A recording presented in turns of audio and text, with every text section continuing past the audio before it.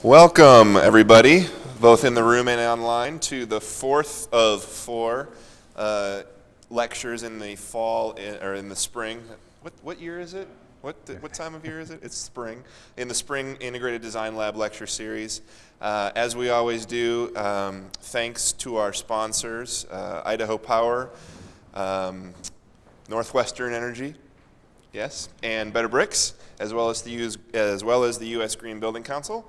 Tonight we have Walter Gronzik from Ball State University presenting on the topic of building commissioning, and I'll give a very brief intro to Walter and then let him take it away and fill in some of the gaps that I left. Before I do that, though, I want to remind folks that next week, Thursday, is Bill McDonough over at the BSU Distinguished Lecture Series at the MK Plaza, is that right? There's information on the window there posted. And also, Walter's gonna sort of make you all aware of a couple of free trainings coming up at a national scale. And then also I wanted to point folks to the solar conference, which is, where is it this year, Walter? San Diego. San Diego. So it's in this neck of the woods, kind of. The solar conference is always an interesting group of architects, mechanical engineers, electrical engineers talking about basically anything renewable, anything green. It's been going on for 20 plus years, I'd say. At least 20 years. And so from the back in the 70s is kind of how it got its name, the Solar Conference. But they talk about a lot of broad topics, not just solar energy or photovoltaics, et cetera. So do sign in if you haven't already. And folks online, feel free to email Brad questions, and we'll interrupt Walter. With that, Walter Gronzik coming to us from Ball State, and before that from Florida A&M, yes. Is that right? And before that, I don't know where, and that's where Walter's going to tell you about. He's got training as a mechanical engineer, master's in mechanical engineering from, where was Washington it? University. Washington University. I knew you told me, Yes. that's right. In St. Louis, as well as background in architecture. He's been teaching and practicing over his course of his career, and deeply involved with ASHRAE and other groups, sustainable building science educators, not the least of which. So, Walter, take it over. Thank you. Thank you. It's a pleasure to be here this afternoon. I really thank you for the invitation. I've been involved with building commissioning for probably about 15 years, which is definitely not the longest run of people who've been involved in this area, but it's been long enough to pick up sort of a sense of what this process is, and that's really what I'd like to talk to you about this afternoon, is to perhaps dispel some of the misconceptions about building commissioning, to try to tie it down. It'll never tie itself down perfectly because it's a process. And if you try to really lock it down, it won't fit on the project you're trying to use it on. And in fact, one of the issues coming up, an interesting issue in ASHRAE right now, is there's a real desire to convert this from a guideline, which we'll talk more about in just a couple of minutes, to a standard. And the reason for that is a standard then can just work its way right into a building code. And that's the intention. I really personally think that's not a great idea, because if you want to tweak the process because it really fits the project you're working on, you can't do that as easily with a standard. The idea of a standard is to be standard, essentially, and standardized. So a brief introduction to myself. I really felt bad about writing all this stuff on the slide, and it's not to sort of give you my bona fides, I guess. It's more to say I've got some biases coming into the presentation, and I think you need to be aware of them.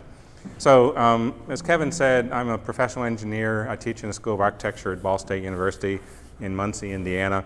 I'm a fellow of ASHRAE. I've been in ASHRAE for almost 40 years. 2 more years and I get free membership, so I'm really looking forward to that. I was a member of GPC. GPC stands for Guideline Project Committee 0, which developed Guideline-0, which is the process guideline for building commissioning. That was a process that took about 6 years, I think, but an amazingly educational process. I probably learned more working on that committee than in my master's program, to be blunt. I'm currently a member of GPC 1, which is not quite as enlightening at this particular point, and we'll get to that in a minute or two. The guidelines hung up in ASHRAE's bowels somewheres. I'm also a member of SGPC 0, which is a standing guideline project committee, one of the few that actually exist within ASHRAE. And the idea is that group will act as a home base for modifications of Guideline-0 as people have experiences with it, they have complaints, they have concerns, so that it's not a static guideline. I'm also chair of Guideline Project Committee 1.3, which is a proposed guideline to lay out the territory for training of owners' personnel relative to the commissioning process. I was a reviewer for NIBS Guideline-3, which deals with building envelope commissioning, and I just joined an IESNA, Illuminating Engineering Society of North America committee, which is developing a guideline for lighting commissioning. So there's a lot going on, and I'm not going to claim to be, the world's foremost expert in commissioning, but I've kind of got my pulse on some of the stuff that's happening, and I'd like to try to share that today. Feel free to ask questions. You're here to learn. The easiest way to learn is if you have a question to ask it. Don't be embarrassed, just speak up at any point. I'll defer the question if that feels good, otherwise I'll answer it immediately. We don't have to put things off, to the last minute. The context for this presentation is a specific guideline. So when I talk about the commissioning process this afternoon, I'm really talking about the commissioning process as envisioned and documented in ASHRAE's Guideline-0, an oddball number, but that goes back to its foundation nature. And there's a bias in that. There are other organizations that have things to say about building commissioning as a process. They don't all agree with ASHRAE. So this is not a universal statement this afternoon. It's a fairly well accepted statement. It's also the statement that comes out of NIBS, the National Institute of Building Sciences. But NIBS and other groups that are out there in the trenches every day doing commissioning don't necessarily see eye to eye with everything that's in this guideline. And I'll try to point out a few of the issues that maybe are more contentious. This guideline was adopted by ASHRAE in 2005, so it's about, it wasn't at the beginning of the year, so it's about 2 years old now. It's been out in the street for a while. We're starting to get some public review comments back in on it. People who've used it have questions and so forth. But it seems to be holding up fairly well. So with that as a background, essentially what is building commissioning? How do you define this thing? And this is not a definition that's pulled directly out of the guideline, but it's sort of, I guess, my restructuring of their phrasing. I think it's a structured quality control process. And the word process is absolutely critical. It's not an event. It's not something you get into a truck, drive to a job site and do and then leave. It's an ongoing process. It could last multiple years. And the purpose of that process is to make sure that the owner's deliverables at the end of this long drawn-out acquisition process that can span multiple years have some relationship to what the owner went into the project expecting. We call those the owner's project requirements in Guideline-0. And that itself is somewhat controversial. I'll get into that as we move through the discussion a little bit. And the idea is that this can happen immediately upon turnover, not 5 years later after the owner's personnel have played around with the building and put enough 2x4s in the right places to make it work, that the owner actually gets a functioning project when they get the keys to the project. That's not always the case. Actually, I probably don't have to talk to you about this, but the two, actually I'm going to make it one. The one best anecdote I ever heard about the need for building commissioning was a study that wasn't about building commissioning, it was about unintended airflow in buildings done by the Florida Solar Energy Society. They studied around 70 reasonably new, but not brand new, so they'd been in operation for a year, 2 years or so, strip mall type buildings in the Orlando area of Florida. They came away from the study of 70 buildings with and these are really good scientists there, with an absolute statement that there were serious problems in 69 of the buildings, but their scientific integrity didn't allow them to call it 70. They thought they were suspicious about the last one, but they weren't quite ready to lay the blame on it. The things they found were absolutely mind-boggling, but if you're out in buildings, you see them all the time. One of the things was an outdoor air intake for several thousand square feet of building area ran through the ceiling, ducted to the outside wall, and stopped. There was no louver. There was no connection. There was no outdoor air. And again, no one's really going to die from this, but it's not an ideal situation. One that wasn't so good was, I think maybe 5 miles down the road in another strip mall type building, they found a multi-purpose facility one side of which was actually a bar where smoking was allowed. The exhaust fans from the bar went up into the plenum ceiling, went across the party wall into the adjacent office area, and dumped. So there's no connection to the outdoor. And the people had been complaining about air quality, and I guess they never popped a ceiling tile to look, and so the response was basically, it's just your imagination. It's an ongoing process when we talk about commissioning, and again, I said this, I want to emphasize it. It is not an event. People actually will talk about, I'm coming over to commission the building. I'd like to make an appointment to do that. You're in it for the long run if you're going to do this properly, and we'll see as it develops how that goes. It's not really a short-term activity. That's called something else.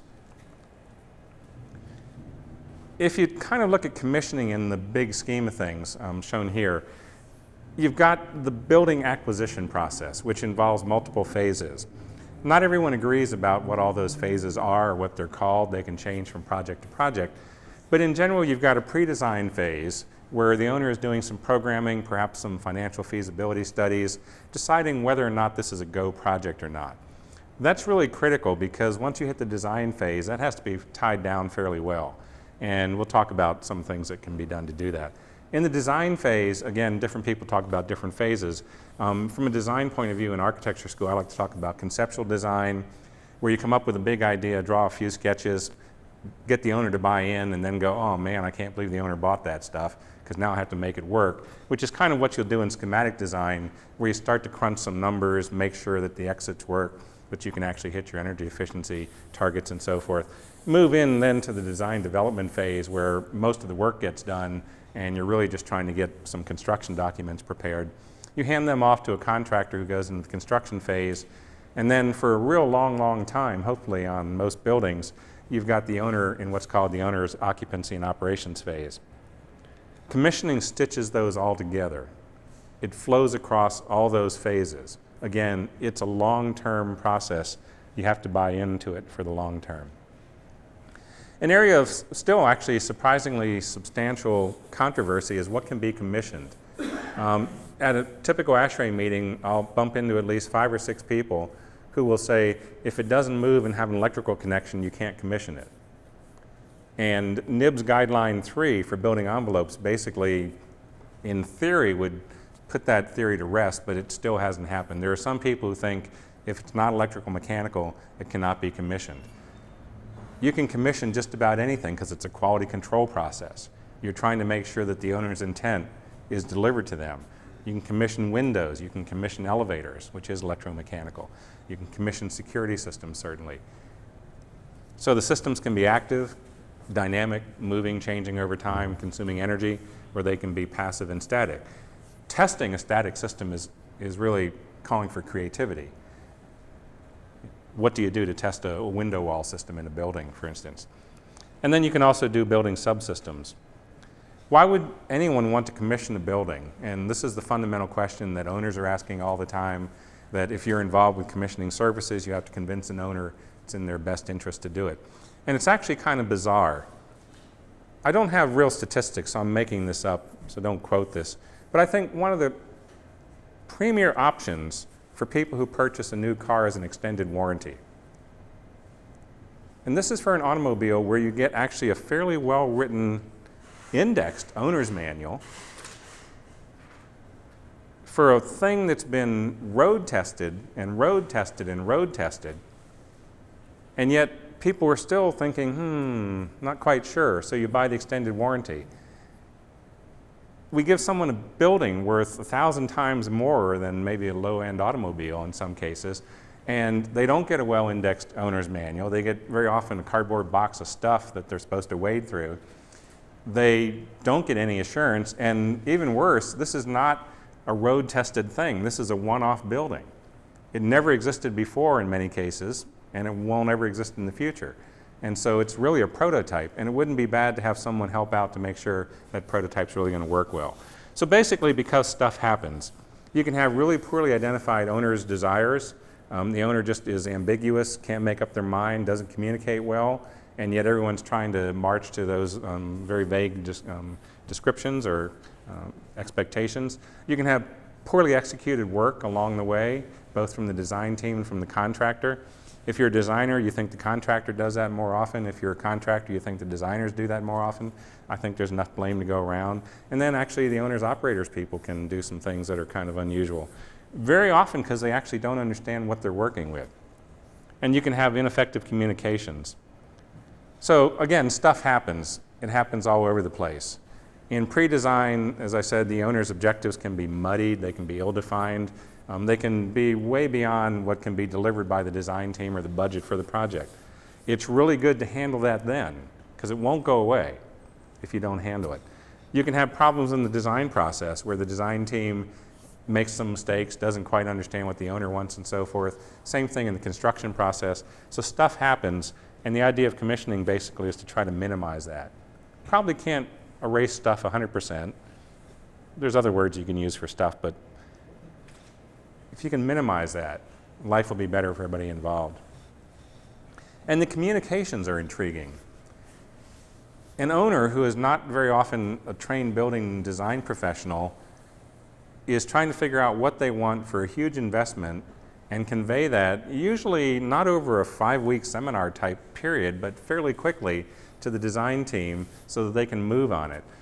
The design team then takes the owner's ideas, converts them into drawings and words, hands them off to the contractor who tries to figure out what the drawings and words mean. And the neat thing is this is all supposed to be a closed loop. So the owner starts out with an idea, and a couple years later or 6 months later, depending on the size of the project, the owner gets what they intended. That's really fantasy in many cases. The more we can close that loop, the better off we'll be. And we really think commissioning can help to do that.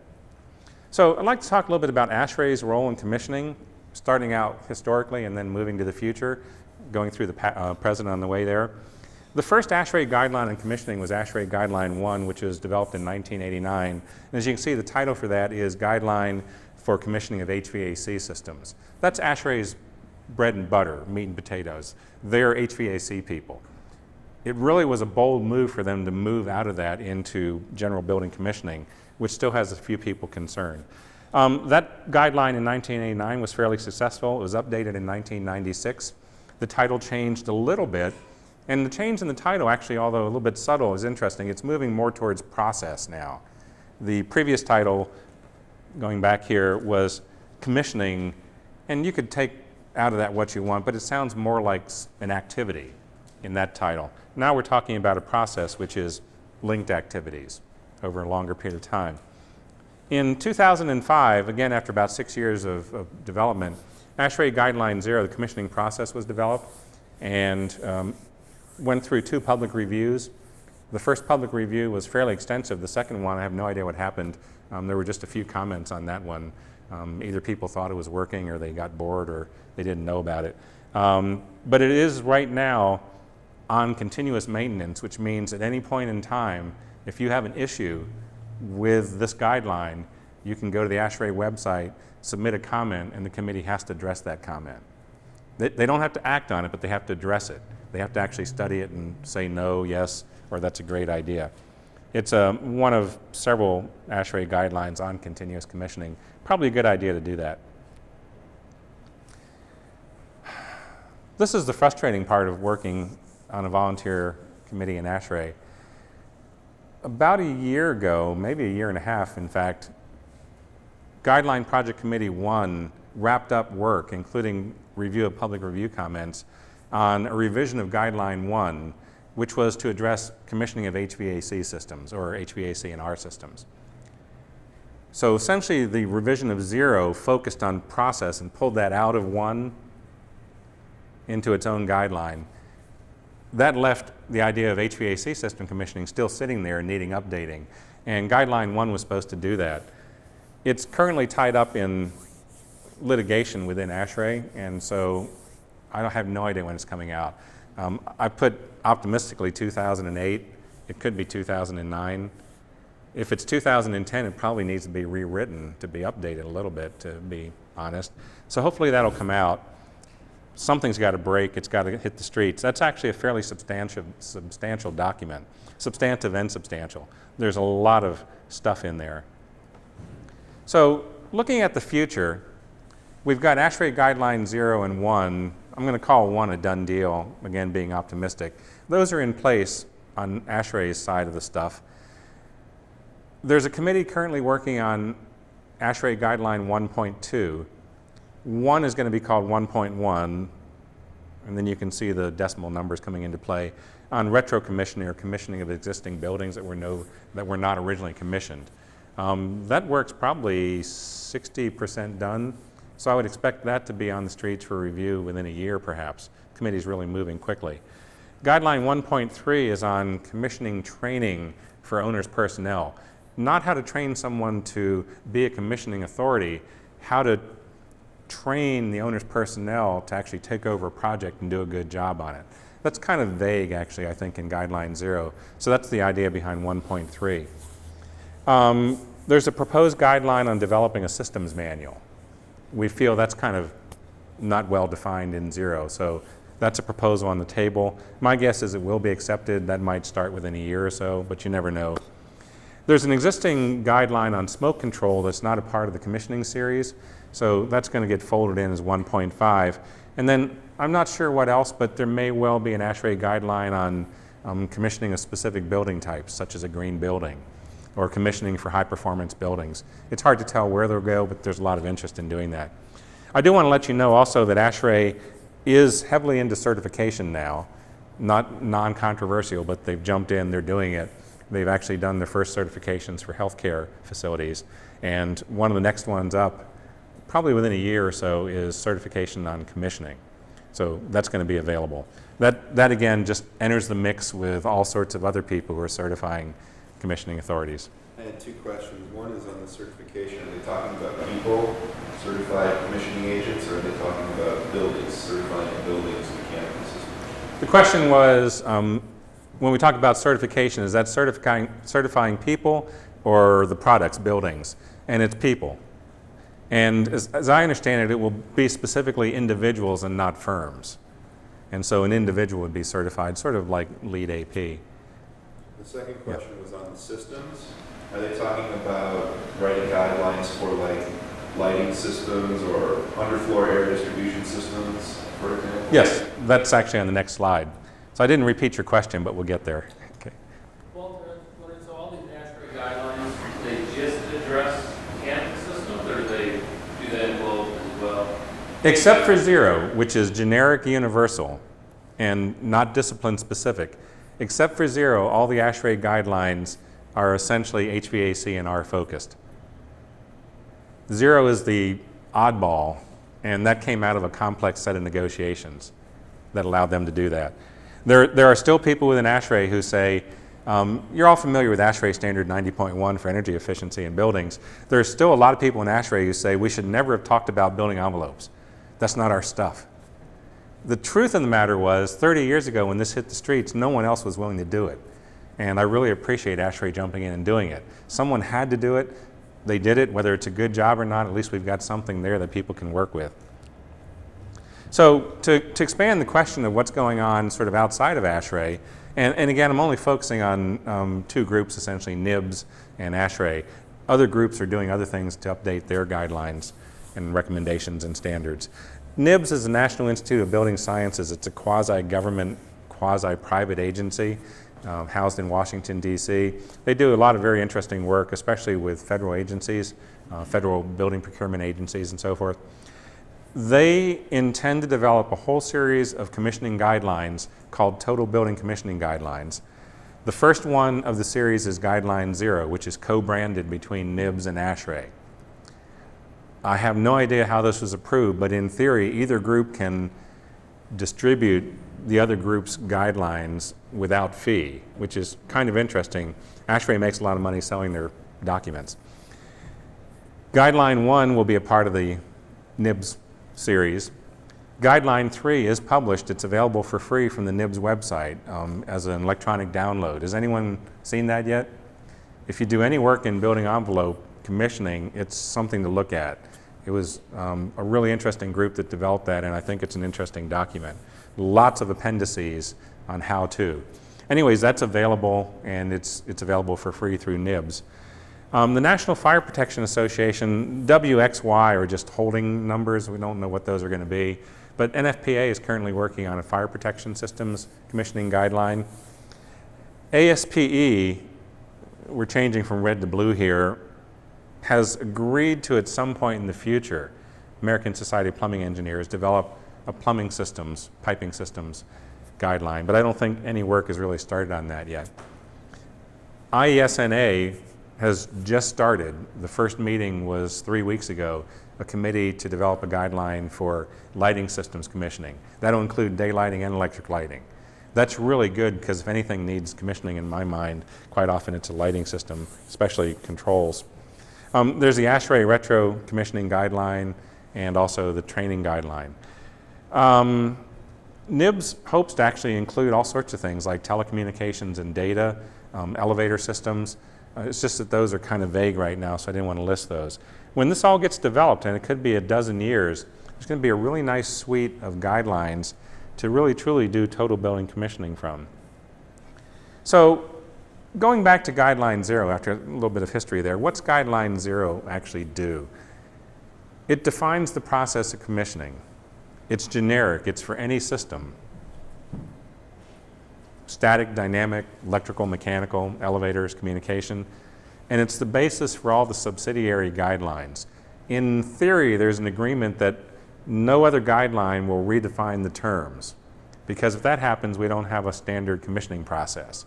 If everyone can come in and say, we're going to call this document this, you use the same word, but we mean something different, life gets a little bit messy. So far, although it's not been easy, the groups have agreed to that and stuck with it. Guideline 1 then really says how to apply this process to HVAC and R systems. So when that comes out, it'll be the nuts and bolts of how to do this for various mechanical systems. Guideline 1 has a lot of appendices, which are again the sort of the how-to guides. And then that'll be true for the other guidelines. Guideline 3 just has a whole slew of appendices on envelope commissioning. So again, just to continue this idea of talking about what's going on in Guideline-0, there's a title, forward, scope, purpose, a discussion of how to use it, and definitions. The definitions really are something people should look at because there's some new terms in there, other terms have disappeared. I'll try to highlight a few this afternoon, but those are really critical because when it says you should do this, if it involves a definition, you really should follow that. It talks about 4 phases: pre-design, design, construction, and owner, occupancy, and operations. There was probably a 3-year-long debate about whether or not there was an acceptance phase. And I've actually just recently seen several articles on building commissioning that talk about the acceptance phase of the process. The committee eventually came to the conclusion that acceptance occurs across the entire process. The owner accepts stuff on any given day. It's not a phase where there's a 3-week period, everything that needs to be accepted gets done in that 3-week period, and then you move on to some other phase. And so it's actually in Guideline-0 a series of ongoing acceptances. And those are really critically important. The owner needs to know what's going on. There's some references and then a whole bunch of annexes in Guideline-0. So if I had to say what is the Guideline-0 commissioning process in a nutshell, I think it essentially is communications, documentation, and verification. I think those are the fundamental, irrevocable characteristics of a good commissioning process for anybody. And I think that's probably true for any commissioning we talk about that's really seriously building commissioning. Guideline-0 essentially describes a team process, not a lone ranger, not an expert in everything, not someone who comes in their Mercedes, doesn't talk to anybody, solves problems, and goes off again. We're talking about a team process where you tap into what everybody can bring to the team, a lot like integrated building design process, very, very much like that. And the idea is to assure quality through an independent third party.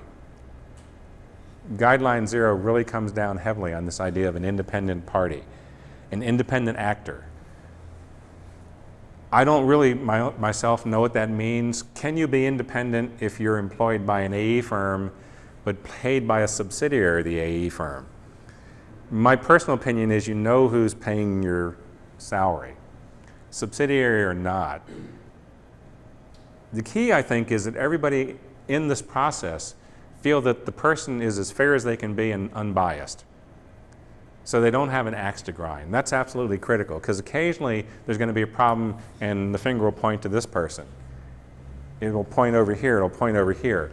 And as it points, those people really can't react and say, I knew you were going to say that, I knew you were biased in this. So I think that's really critical to be independent.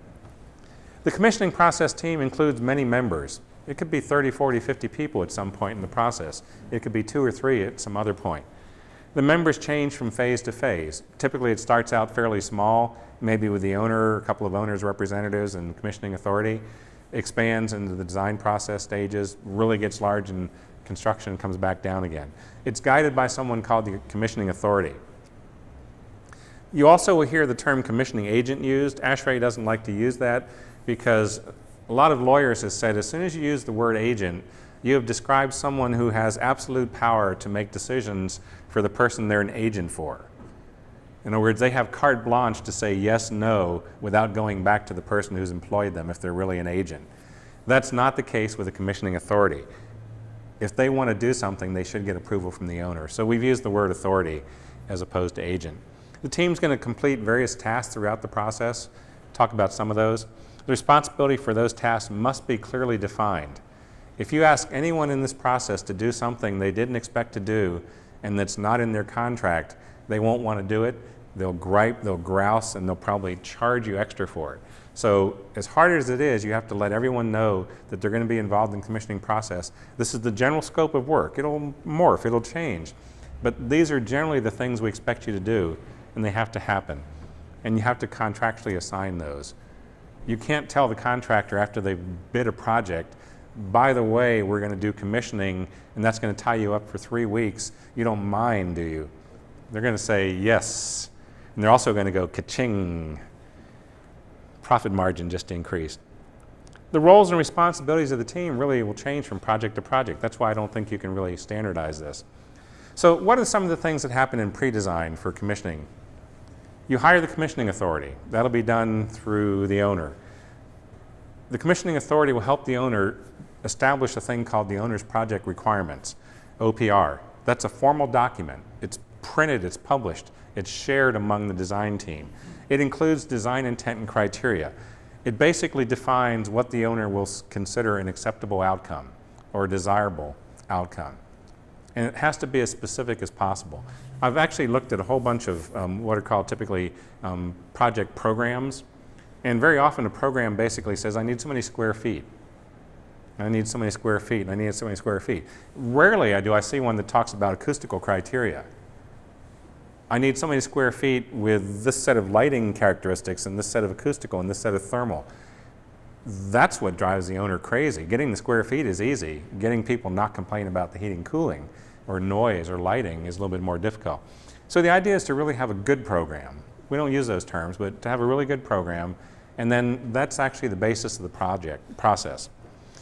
At that point, you also draft the commissioning plan, which is the outline map, workflow, if you want, for the process that's going to go on, includes scope, budget, and schedule. You need to develop at this point in pre-design a contractual relationship for design service providers relative to commissioning, because they don't want to work for free either. There are some things that the design team will have to do to make commissioning successful that aren't a part of the normal design process today. They may be in the future, they're not today. Just as one example, the design team may be asked to train owner's personnel in what their intent for the building mechanical system was right before the building is occupied. That could be a year or two after the design team has moved on to greener pastures. It's been in construction for a while. There's no way they're going to come back voluntarily, typically. Most people aren't philanthropists. And then obtain owner acceptance of the documents. During the design phase for commissioning activities, essentially you're going to try to update the basis of design document. It's a living document, it keeps changing. So maybe budgets have changed, maybe sites changed. You want to make sure you go back in and make any changes necessary, because we'll see how this basis of design document comes into play later, and also the owner's project requirements will be updated. The commissioning plan is going to morph and change. It'll be expanded, more stuff will go in, you'll know more information. You maybe actually can start to do some really detailed information about checklists and test procedures and things like that. You need to develop the training plan because that has to be bid by the contractor. The training plan really should be part of the construction documents, along with the checklists and test protocols. And again, get owner acceptance of all that stuff. We'll come back and talk a little bit more about some of these in a little bit more detail. During construction, these living documents get updated again. So maybe unheard of, the contractor does some value engineering work, or someone does, or the contractor has substitutions. And it's really critical to say, not only is that a substitution okay, but what's it do to the owner's project requirements? In other words, we wanted a carbon neutral building. I'm really pushing the envelope on this one. But that was one of the owner's project requirements. Will this substitution, which makes sense in several ways, work in that context? Or is it going to require more energy consumption and move us out of that realm of carbon neutrality? You're going to implement the checklist and test protocols. Quite often that's what people think commissioning is, going in and testing stuff. That's verification. It's a big part of commissioning, but it's one part. Implement the training plan so that the owner's personnel can know what's going on with the building. Attempt to minimize punch list issues. You've got a team now, a commissioning team that's been working together maybe for a year, more than a year. They've got some rapport, maybe even a camaraderie. They can work internally to minimize the punch list for the owner. Stuff can happen behind the scenes, and the commissioning authority can really help with that. So if you could reduce that sort of gripe list at the end of a project, can really help quite a bit. And then get the owner to buy off on stuff. And then once the owner takes over the occupancy of the building and starts to use it, there'll still be some updates to these documents. Things may change. The owner may change programmatic use of the facility and have to update the owner's project requirements, update the commissioning plan and so forth. During occupancy, you may have training that had to be deferred for one reason or another. It could be seasonal problems, or it could be equipment problems, or it could be occupancy problems. And so you just couldn't do this before you handed over the project. That sort of stuff will be implemented. Complete the systems manual, which quite often actually won't be done at the end of construction. Wrap that up, train the owner's people on how to use that. And ideally implement an ongoing commissioning process. Walter, I wanted to interrupt. It's a good point to do that. Roll back to that last slide for a second. Sure.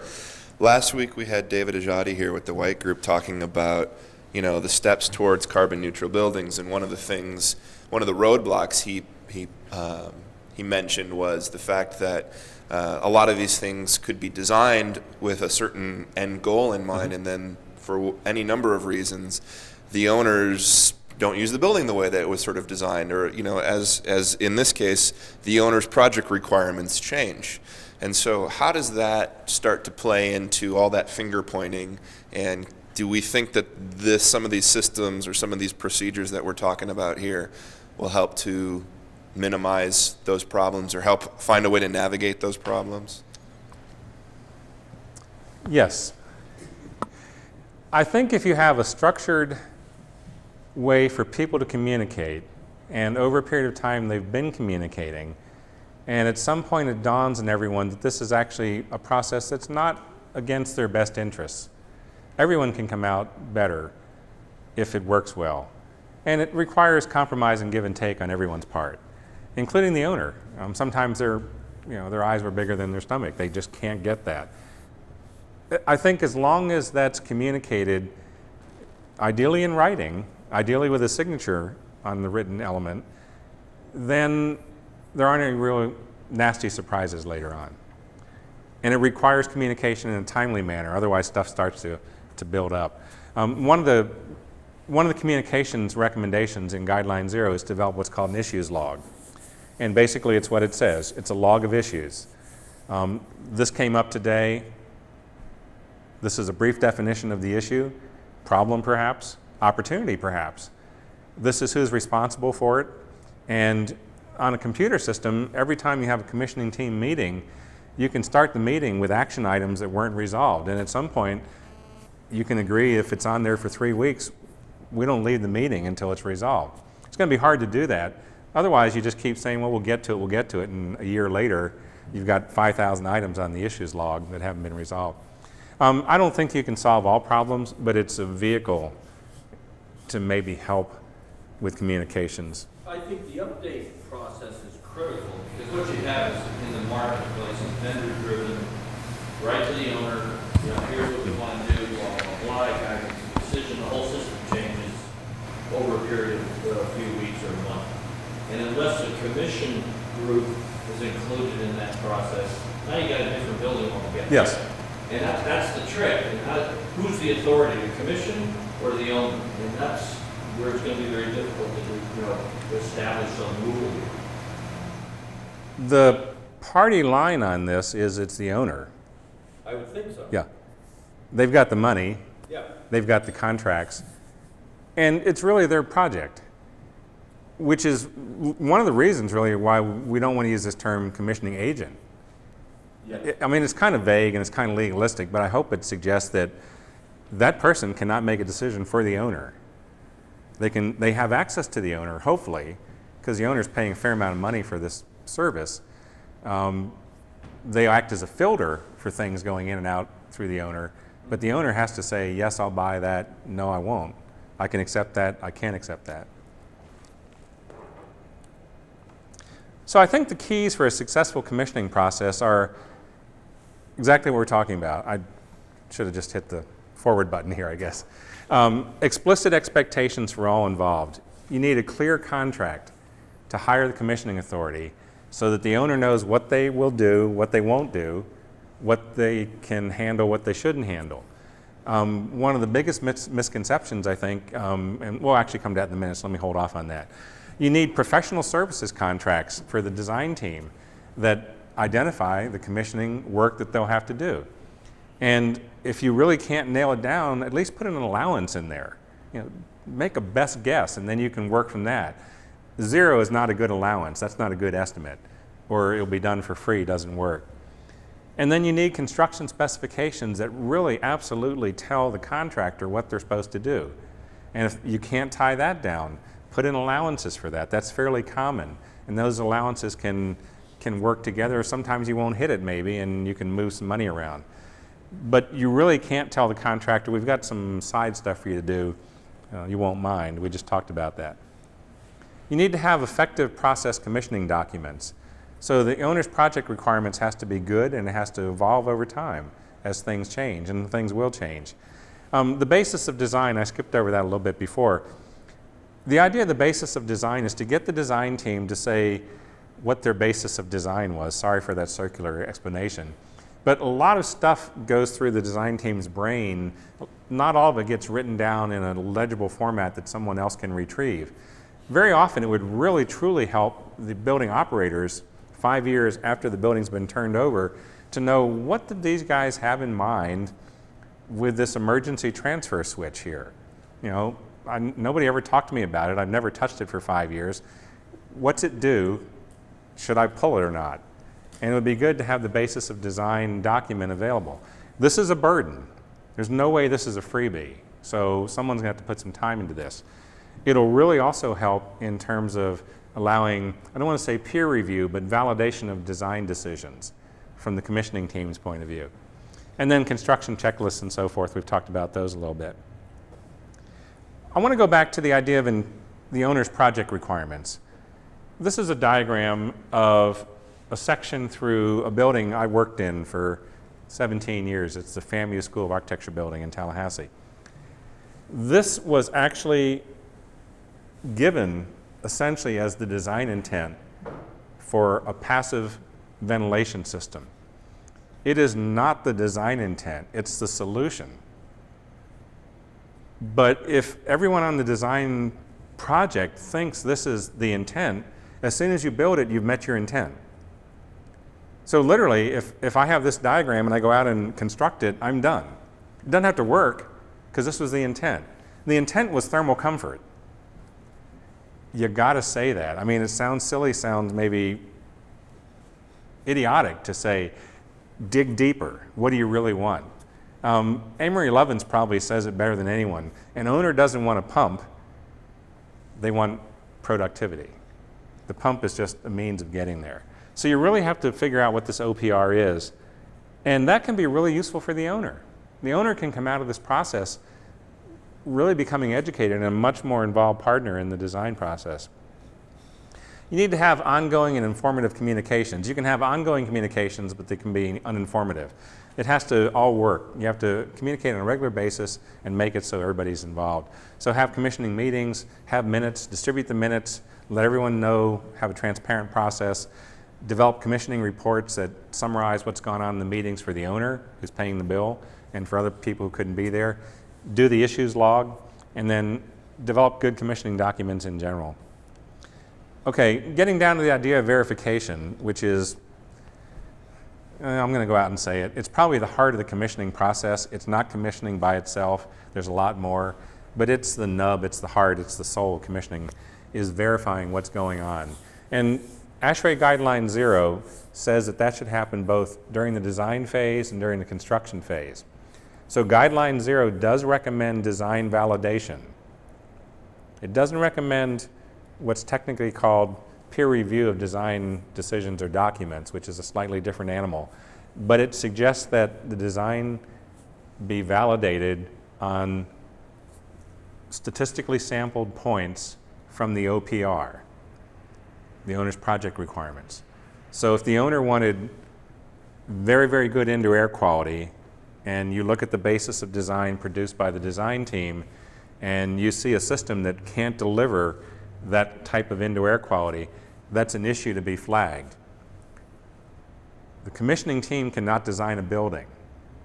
Only the design team can do that. So all the commissioning team can do is to flag it and say, we have concerns. You can take it back to the owner if internal communications on the team don't work out. But the design team has legal responsibility. There is no way a commissioning authority should take a set of drawings and revise those drawings and give them to anybody other than the design team with a note that says, here's an idea. That's about as far as it can go.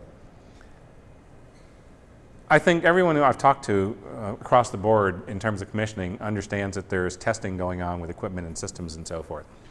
And so that's called construction validation. ASHRAE recommends that you do that as much as possible using things called construction checklists and test protocols. And that testing, this is controversial, so I want to discuss it. That testing should be done both against the owner's project requirements and against the construction documents. Here's the problem. The contractor does not have a contract to build the owner's project requirements. They have a contract to execute the drawings and specifications. So early on in the commissioning process, everyone has to agree what will happen if the contractor built everything according to drawing and spec, but that was the wrong thing to build according to the owner's project requirements. In other words, something happened. And usually the agreement will be that the owner has to decide at that point, literally, do I pay the contractor more to get what I really wanted? How critical is that? Or do I let it slide and revise the owner's project requirements? That's a chance for them to make a decision. Hopefully that doesn't happen very often, but you can't hold the contractor to something they don't have a contract on. Probably equally important, it doesn't make any sense to just validate against the documents, drawings and specs, which could be wrong if we spent all this time working out what the owner really wanted in terms of their requirements. So that has to be worked out. It has to be negotiated. Basically, you want to decide that ahead of time, how that's going to work. And then you're going to have owner acceptance of all the key deliverables and products in the process. So some of the key recommendations in Guideline 0 for building commissioning. The design team is responsible for design and design quality. Irrevocable recommendation. That's what they're being paid for. That's what they have professional liability for. The commissioning team cannot usurp that responsibility. The commissioning team can make suggestions, roll up their eyes, gripe to the owner perhaps, but that's all they can do. The design team has to make a decision. And I could see on a project that's really going south quickly, the owner will have to make a decision to fire the design team if they really want to stick to what they're trying to get. It's not a stretch of my imagination to see a design team get a contract for zero net energy building and not be able to deliver that. And at some point, the owner has to say, well, 50% almost net zero energy building is okay with me, or that's not what I wanted, I'm going to renegotiate. But that's up to the design team and the owner. The commissioning team is basically providing guidance. The contractor is responsible for all the construction work. In fact, the contractor typically on most projects owns everything until it's turned over to the owner, essentially. You don't want to go on the job site and tell anybody not under your employ what to do. The contractor has to do that. And so the contractor should conduct all the tests. What you want is to have observers there to see if the test is being done properly and reasonably. And so those observers typically include someone from the commissioning team, commissioning authority perhaps, and really not a bad idea to have someone from the owner's operating personnel there. It's a way to learn about the systems and equipment ahead of time. But if something's wrong, the contractor has to fix that. You should start commissioning at pre-design. If you don't, you have to make up for lost time. If you start commissioning at construction, there's a lot to be made up. That's not ideal. You can do it. It's probably better than not commissioning, but your process has been truncated the later you start. The owner's project requirements are the validation benchmark under Guideline-0, not just the CDs, both. You should use an independent commissioning authority, so I'm re-emphasizing some of the things talked about earlier. Develop a viable, workable, amenable commissioning team, people who can actually do things positively together. I've talked to several commissioning authorities who have been quite successful, and they actually have a conflict on their hands at the end of a successful project. If everything went fairly well, they've done a lot of stuff, but the owner never learned about it. So on a really well-commissioned project, a lot of things have been done to make the project successful, but in an ideal world, the owner never heard about that, and so is very likely to ask, what did I pay you for? Everything went really smoothly. That's maybe where it wouldn't be bad to pull out the issues log and say, yes, it did, but it wasn't by accident. Why don't you take a look at this issues log if you'd like to see what really happened? And I know some people who actually put savings, estimated savings in the issues log. Found this issue, corrected it, estimated savings, blah, and then that can track it a little bit. Another controversial issue probably will never be resolved. ASHRAE Guideline-0 and the committee recommends that you do statistical sampling for verification. There are some people, hardcore, who say if you don't verify everything, you haven't commissioned the system or the building. Everything, I'm not talking about nuts and bolts, but 1,000 VAV boxes, you look at 1,000. That's doing quality control for the contractor, in my opinion. If you do statistical sampling, you randomly pick 50 boxes out of 1,000, and they're all perfect. That's no guarantee that the next 50 that you might have picked don't have some issues, but it's a pretty good indicator that someone's doing something right. If you pick 50 and 10 are messed up, that's a pretty good indicator if you pick another 50 and another 10 are messed up. And work out how that's going to work in the contracts. That should be in the specs, because if you have to retest things, the owner shouldn't be paying for that. That's a failure of the contractor. So put that in the specs as to what will happen. Quite often, one way to approach is the first sample fails, automatically the sample will expand at the contractor's expense. If that second sample fails or verifies the failure rate, then basically call me when you fix it, and I'll come back. The team will come back and we'll look at it again. Again, no surprises. I'm just not going to really look at this in detail, but Guideline-0 has a lot of annexes. The first two annexes are basically to tell people who do other guidelines, like the building envelope commissioning guideline, how to organize things. The other ones are some specific issues about cost and benefits, sample documents, discussion about roles and responsibilities. I will say one thing. ASHRAE will not in any of their guidelines say explicitly who should do a project, because that's considered a contractual issue. So the roles and responsibilities are pretty vague. It says someone ought to do this, and that someone might kind of sort of be from this group of 3 or 4 people, but it will never tie that down. So actually, if you wanted to find out normal roles and responsibilities, I'd go to some other group that doesn't have those issues. Maybe Portland Energy Conservation. And that's not saying that they're unscrupulous, it's just that they don't have these restrictions. ASHRAE, as a professional organization, really can't restrain trade. No restraint of trade. There's sample specifications, sample document for OPR, sample basis of design, and so forth. So why building commissioning? Because stuff happens. I really totally believe in it.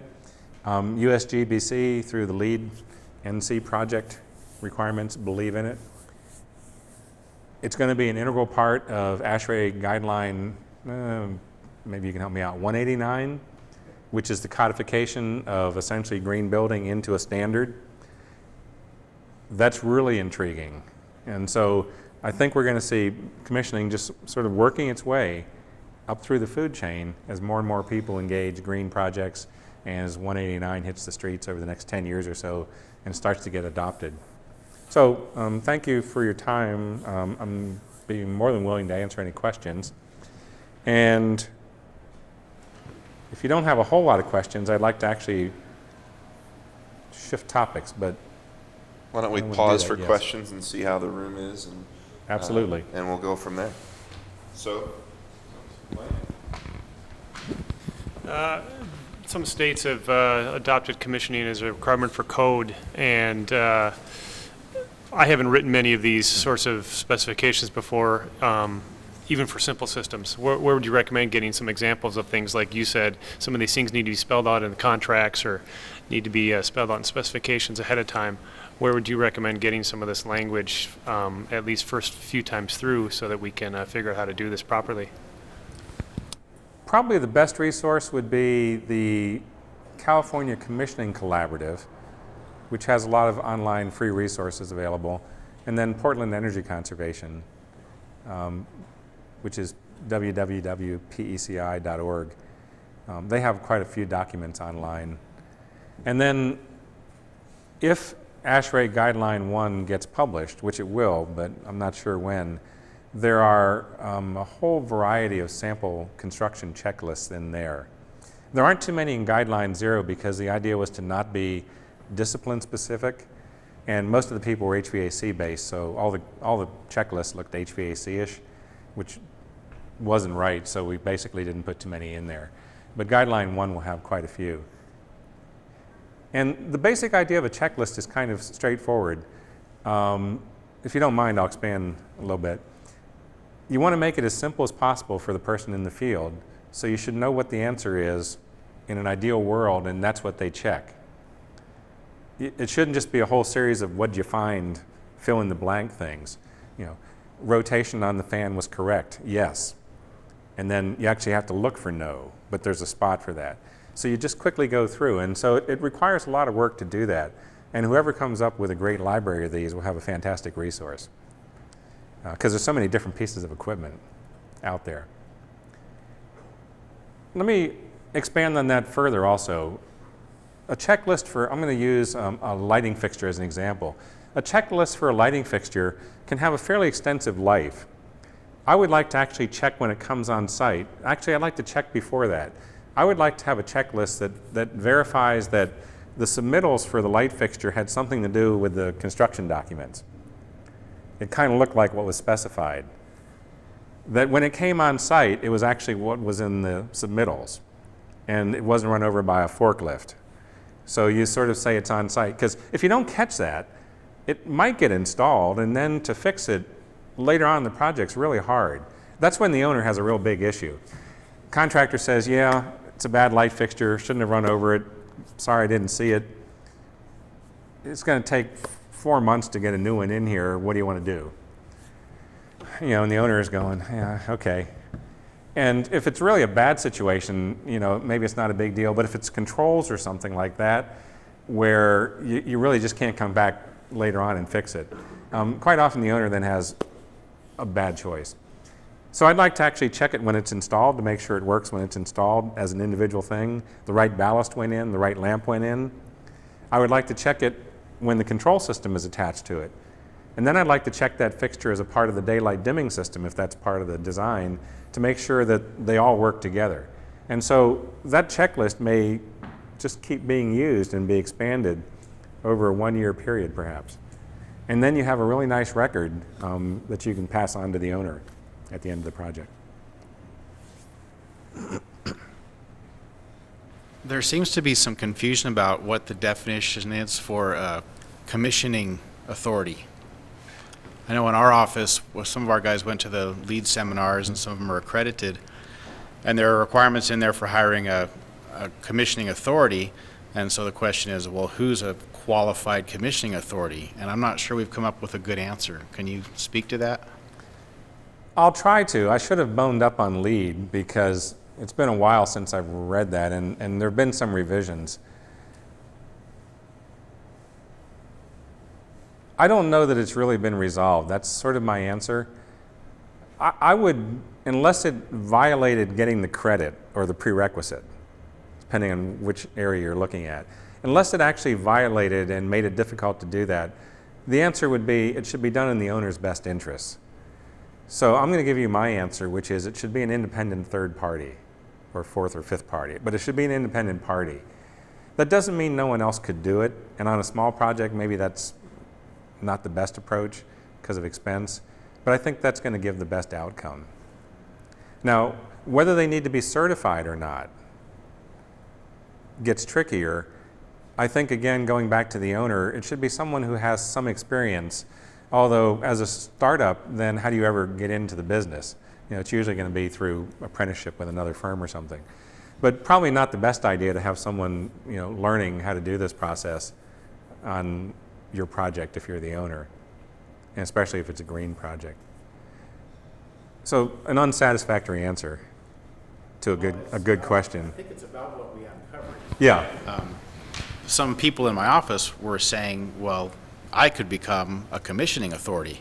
And I said, absolutely not. I don't even know what that entails. And so we looked up what it entailed, and we still don't have an answer. So it's really nebulous. And I'm not sure owners can be confident they're getting somebody that really knows what they're doing as opposed to just somebody who's called themselves a commissioning authority for the sake of a few lead points. I would, if I was an owner or if I was advising an owner, it would be just like hiring any other design professional. Do an RFQ, find out their references, see what they're a member of. It would be really unusual to have a commissioning authority who's not a member of any known organization that deals with commissioning. And I don't want to name names, but there are many out there. That's part of the problem actually with tying it down in lead, I think, is, okay, we agree that the person should be certified, so they'll be certified by, and that's where the battle begins. If you're going to allow certification by Group A, it has to also be Group B, Group C, Group D, and there's a lot of them out there right now. And so probably the easiest, you know, the path of least resistance is to say, let's not do that. Let's not go there. Unfortunate. Especially, now, I don't think that can exist if we go to the standardization like 189, because code authorities don't want that nebulousness. You know, it really needs to be cut and dried for them. So maybe it'll resolve itself. Anyone else? Yeah. I just wanted to mention, I'm not going to get back there. yeah, can you hear me? I can. Where are the speakers, by the way? We got two microphones. This one. They're hidden. Who commissioned the building? I was involved in a long study with Nancy Clanton. I don't know if you know her, down in California, on studying daylighting systems, and I think she focused primarily in the Northwest. And it was a long process. They had to identify who put them in, when they put them in, and I think they identified 200 or 300 specific buildings that daylighting systems had been put in, either built new or retrofitted later. And then in the process of going through it, they discovered that 60 to 70% of the systems weren't functioning properly. And out of that chunk, some was because the initial installation was done incorrectly and nobody ever caught it. In other cases, the building itself breathed and moved on and people shut the systems down. And so I guess my question is, I think where we need to focus is the ongoing process of reviewing these things and put it in the bylaws that we need to check these things every 6 months. Because some of these systems are down for 3 or 4 years. And that's just one small aspect of the lighting problem that you see today in most of the buildings. Do you think that got picked up, or should I repeat that? Okay. Perfect point. The numbers I've seen are very similar. In other words, That's yeah. how I remember the percentages being. It was horrible. Yeah, I hate to say it, but in other words, statistically speaking, if you have a daylight dimming system in a building, it's more likely not to work than to work. Yes. And that likelihood will increase with time. And I've actually been in a few buildings where none of the building operators knew that there was such a system. And when we actually drove the system to dim, everyone in the office went, ooh. They had never seen that before. And it can be simple things like lack of calibration, or the daylight sensor is actually installed to pick up the electric lighting output, which in theory would shut everything down, but because that's not a good idea, quite often it'll be reversed. But then there's no varying input to it. So yeah, it seems like a simple system, but terribly complicated in the real world. And we're getting to a point now where you have individual addressable ballasts and all the fixtures. I'm on the lighting side, not the HVAC, as you can tell. And the commissioning is very complicated and ongoing, and especially not just an owner-occupied, but a multi-tenant facility where tenants change and, you know, needs change depending on how much space they take or expand to. So the commissioning has to be done all of the time, and we don't have that established that I see anywhere. You know, goes in, boom, guy walks out. He left the book there on the building engineer's desk. And I think you've addressed this in this. It's really we've got to establish some way of checking these things. I agree. Can I get you to volunteer for the IES Commissioning Committee? Sure. Yeah. Be happy to. I'll get your card at the end of the afternoon. For more on that topic, actually, I'm not sure if maybe you're referring to the same paper, but the Heschong-Mahone group has put together a study on side lighting, and I was involved in that. okay, so and Abhijit Pandey from the HMG group presented on that here last fall, I believe. So we have an archive of it. It should be online, or soon it will be, and you can take a look at that presentation also. Any other questions? Yes. I think we can all assume that we agree with building commissioning being a good thing for the industry, but it's a guideline, not a requirement. So how do you market to owners to include commissioning on their jobs or on their buildings? It's going to cost them to do that. I think you have to be a salesperson. There's no way around that. You're selling an additional service. There's no way around that. You have to basically convince them that it's not an extra cost, it's an investment. It sounds crazy, but I have a few friends working in commissioning who said their ideal job would be not to get paid for doing the commissioning, but to keep every savings they can come up with. That they would be able to retire in 10 years if they could do that. So, I mean, you know, there's a little bit of bravado, but it's also based on their experiences. But nobody wants to spend more money. You know, everybody's, what the heck, cheap. You know, they're trying to get by on low first cost. And so it's really hard, but if you can convince them it is an investment, and there may be some opportunities creatively and not illegally for, you know, profit sharing or savings sharing, maybe sort of like energy contracting. We have a lot of experience, based and some mentors that taught us or teaching us about retro commissioning, which is more of a concrete idea where you can go in and say like specifically what you could save an owner going in and surveying a building and then coming out saying like I can save you, you know, $50,000 a year or whatever in lighting bills. But in a brand new building, it's a little bit more difficult, I think.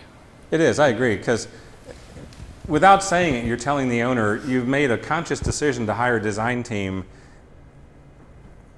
and they're going to mess up a little bit. I'm just going to be blunt. Because if you don't think that, then you don't need the process for the design team. And you're going to hire a contractor and they're going to mess up a little bit.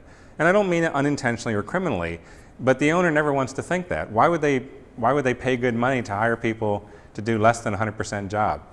And quite often they'll ask the design team, you're doing this anyways. What am I paying you for? I mean, how many times have we heard that? You know, what am I paying you for?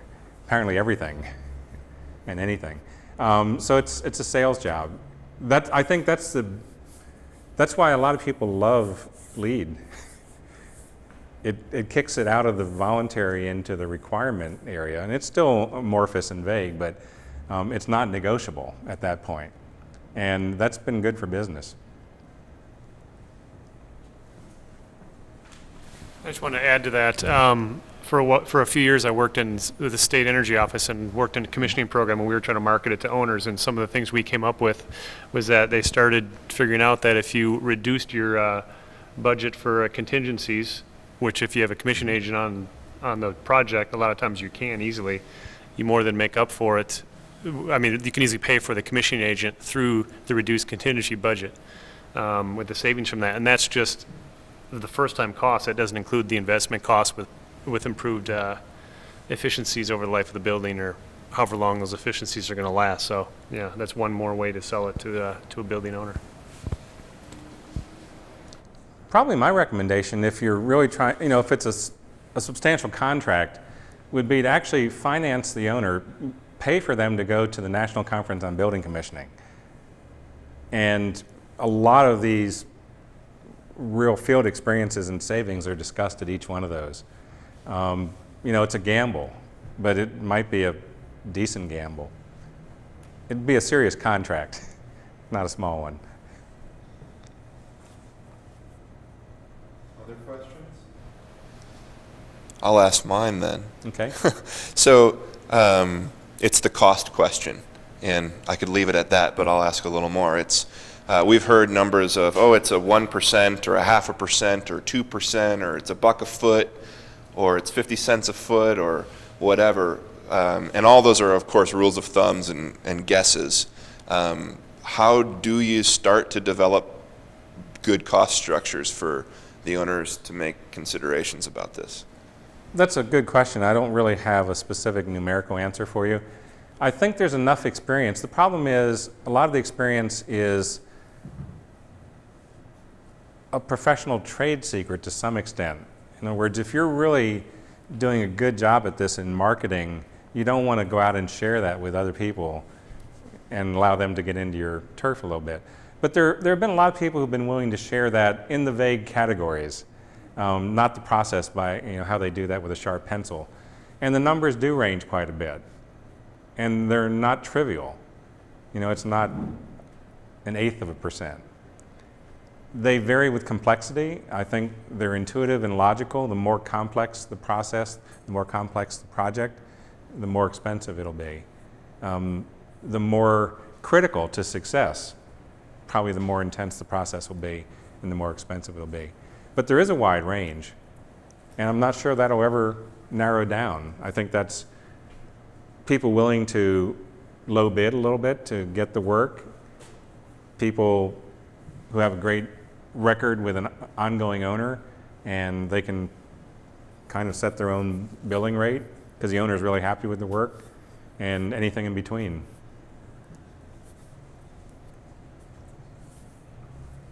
Well, with that, I'd welcome you, Walter, if you think we've got about 15 minutes. If you want to transition to your other topic, well, it's your call. Is anyone interested in having me speak about the problems of sustainability?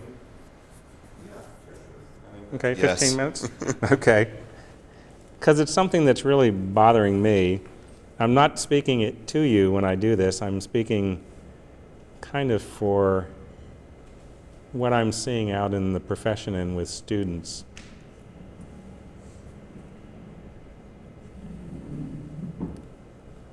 And in fact, I think I can go through this pretty quickly.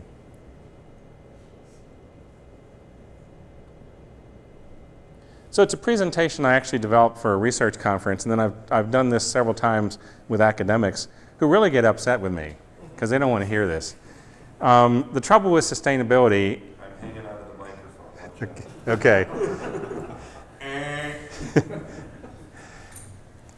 Here's the context for this. I got an email about 2 months ago, and at the bottom was a little footer, and it said, "Sustainability is not a destination, but a journey." And I thought that was actually kind of nice until I thought about it some more, and I said, this is one of the stupidest things I've ever heard.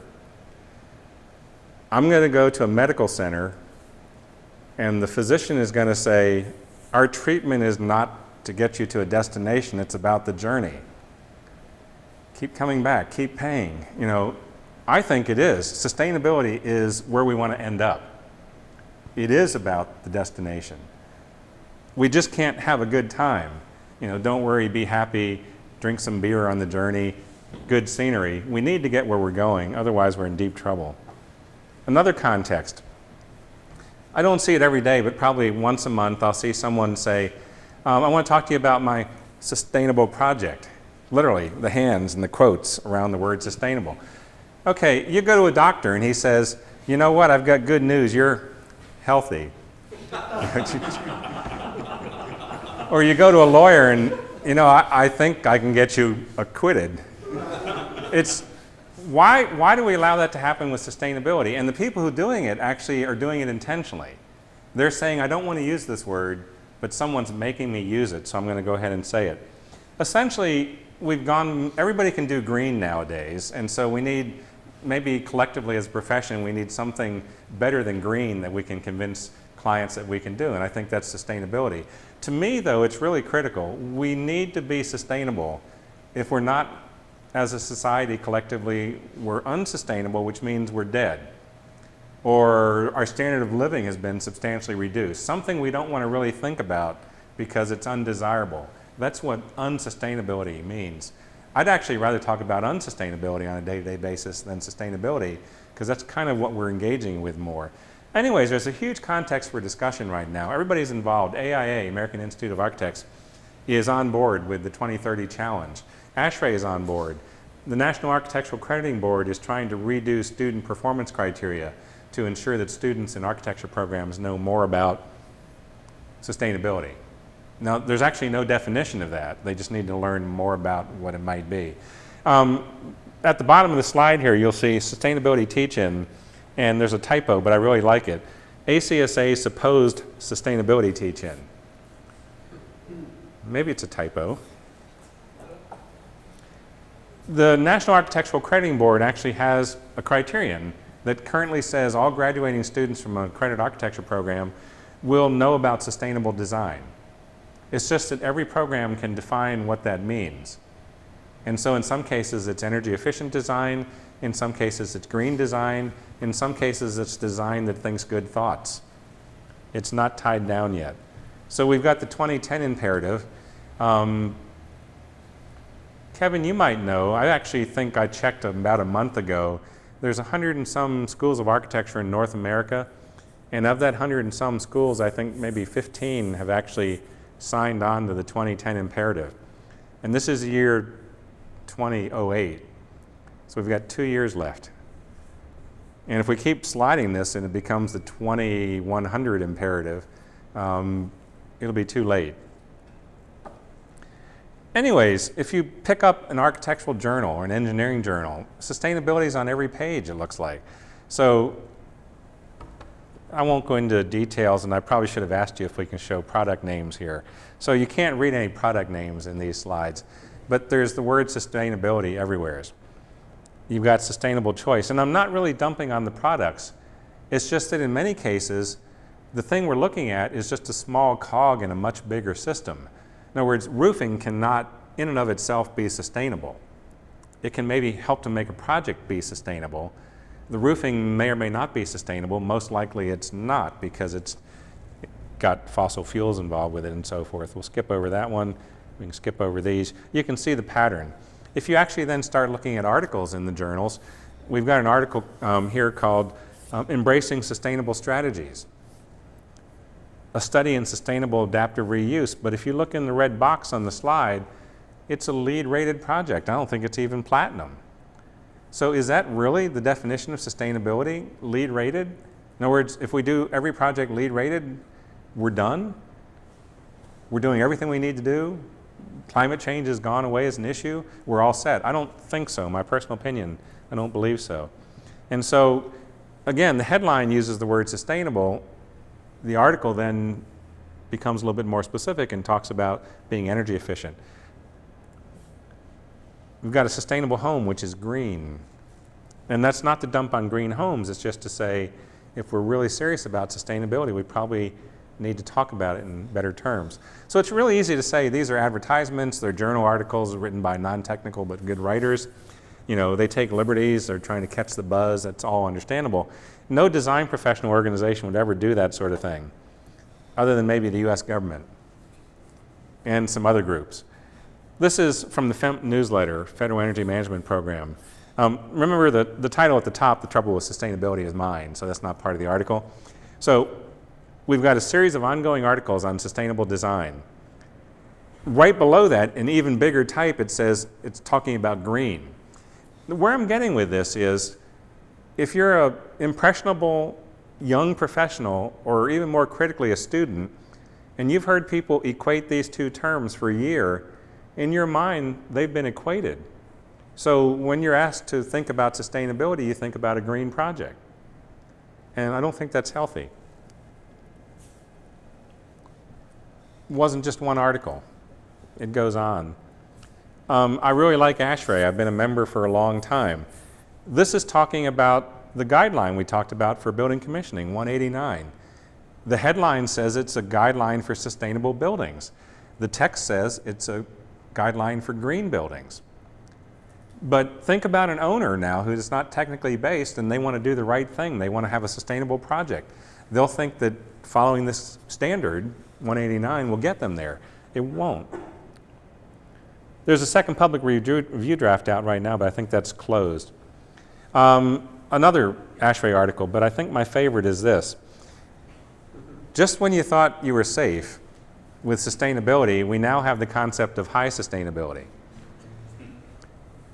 And I mean, that's getting really bizarre, I think.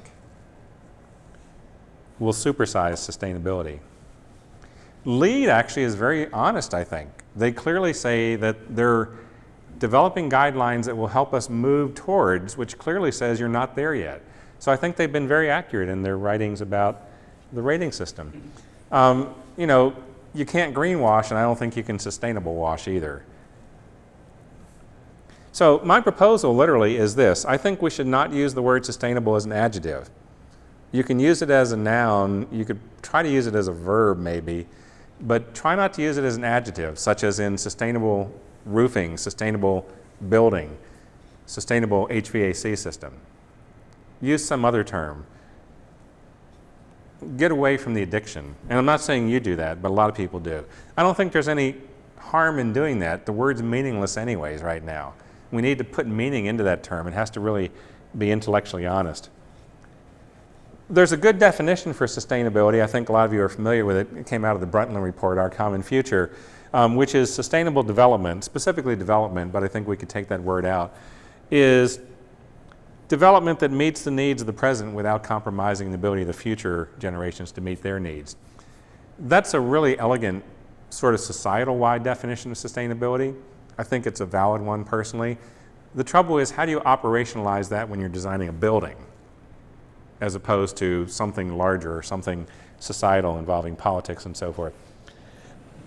We've got our other terms tied down pretty well. Literally today, if we use the word energy efficient, I think that should mean something that goes beyond ASHRAE Standard 90.1 or the local energy code. Because if you actually just meet the code, you're just trying to stay out of jail. You have to go beyond it to really be energy efficient. That's a little radical, but I think a lot of owners are thinking that way too. So you should exceed the code. Green is really well handled. You can like LEED, you can hate LEED, you can be amorphous about LEED, but an owner now who wants a green building probably will not accept the argument from a design team that we could do LEED building, but we don't feel like it, or for some reason we're not going to do that. They're going to challenge you today. They'll say, why not specifically? I want the plaque, perhaps. And so it's been tied down. I think USGBC has done a great job there. We're starting to talk about carbon neutral projects. We don't quite know what those are. Someone's going to have to develop a guideline or a standard for those. Might be 10 years, might be 15, but it'll be kind of fun. But it won't be green, because even the platinum green project today has carbon emissions. We need to define what we mean by sustainable, and I'm going to throw out an idea. I would like the word sustainable in the context of a building to mean one that produces no net environmental impacts.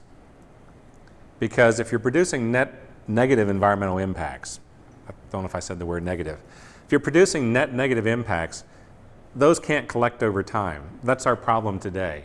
A sustainable building will have no net environmental impacts, and we can sustain that. We can build millions of those. That's fantastic. Another term that comes up often is regenerative, and to me that would be a building that has net positive environmental impacts.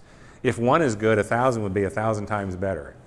You know, we really want to go out and start doing this. These are really hard. It's not green, and it's also beyond sustainable. So to wrap up, my plea, request, or whatever is, if you buy anything that I've just said, and you hear someone use the word sustainable incorrectly, slap them on the wrist. Diplomatically, friendly-like, maintaining your communications with them over time.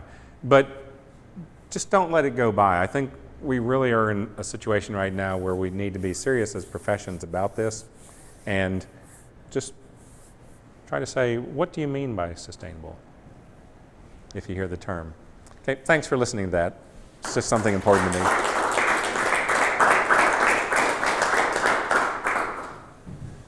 Well, with that, that concludes the spring lecture series. Thanks again to Northwestern Energy, Idaho Power, Better Bricks, U.S. Green Building Council, all of you for coming.